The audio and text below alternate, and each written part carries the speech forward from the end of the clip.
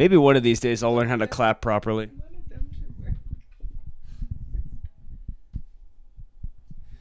All right, so I fucked this up a million times the first time. You think I can get it right now?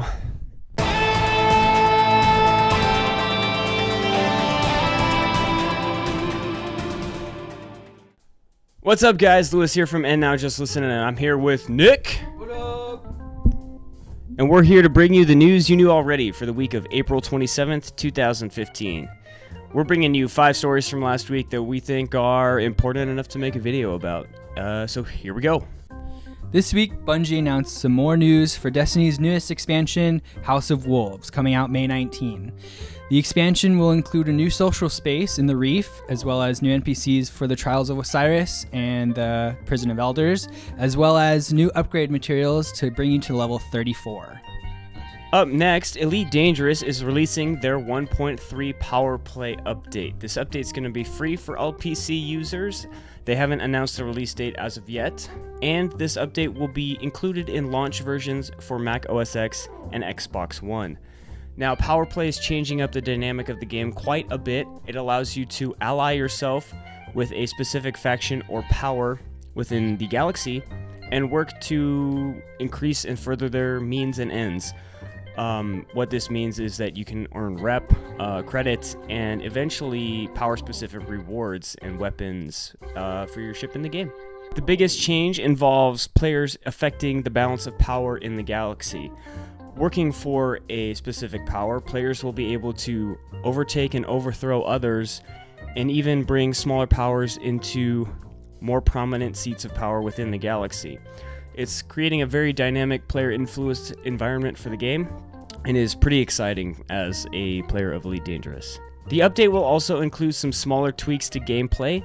These will include things like an overhauling of the mission structure system, as well as better mission tracking and a Galnet newsfeed accessible in your ship from anywhere in the galaxy. There will also be 2 new playable ships in the update, and a lot more details that you can check out in a link in the description below. You can now buy and sell Skyrim mods on Steam. The distributor announced this week that there's a free market out there for those of you making mods for Skyrim, and you can distribute your mods. That's it. The modding community is up in arms about this regarding the landscape for future modding endeavors.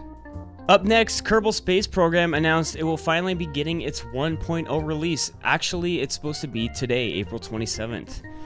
This is exciting news for players of the game. It's been in beta since 2011, and this is going to be the first full, complete release of the game. They've been adding features to what started out as a simple sandbox game where you could build rockets, adding planes, and building up a huge community of modders, adding more and more parts and systems to the game. It's become quite the popular game for YouTubers and streamers alike. Eventually, Kerbal Space Program even added a career system, which has Eventually, Kerbal Space Program added a career system which includes progression and unlocking of new parts and specific missions for you to complete. I encourage you to go read about the 1.0 release. There's a lot of stuff that's going to be different and new, and it's really exciting, and I'm looking forward to checking it out this week myself, so you should too. Lastly, it looks like Silent Hills is being canceled by developer Konami.